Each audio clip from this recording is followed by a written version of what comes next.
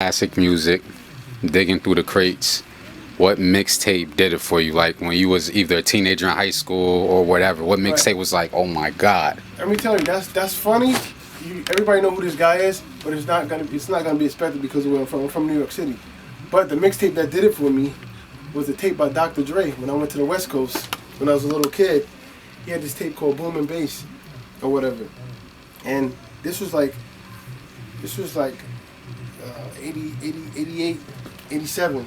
He was doing what they call now blends, but back then it was called mega mixing. He was doing like 4-track mixing in 87, 88. And he would have like 4 songs playing at one time over 3 different acapellas. And in my opinion, nobody in New York was doing that. They would just do simple, like Ron G, Kid Capri, Bruce B. They do blends, but they did the simple standard acapella and a beat.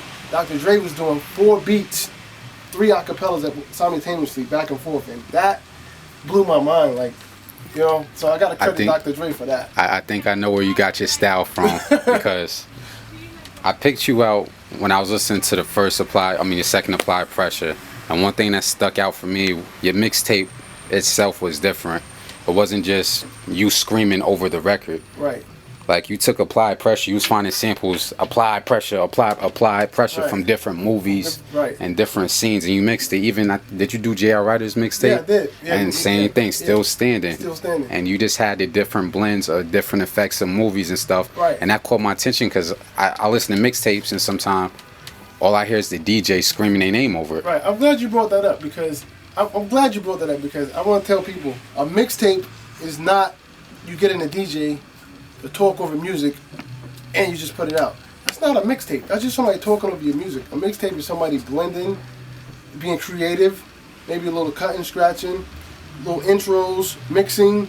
That's a mixtape. Hence mix tape. Like a lot of people, they call it. I don't even know why we call it tapes anymore either. It's CDs, but that's another story. But a lot of dudes are not creative no more. They don't even know how to do that stuff or whatever. Like at the end of the day, but that's not a mixtape just talking over a tape. So I'm glad for those that care. Not many people even give a fuck, but for those that care, I take my pride in when I do my mixtapes. Like if you give me a title of a tape, I'm gonna go find a movie, a skit, a commercial, another record, something to coincide with the theme of that mixtape, and I'm gonna have it all blended together. It's gonna be mixed. It's gonna be the mixtape itself, the skits itself is gonna be more entertaining than damn near the music. So that's definitely caught my attention in those mixtapes.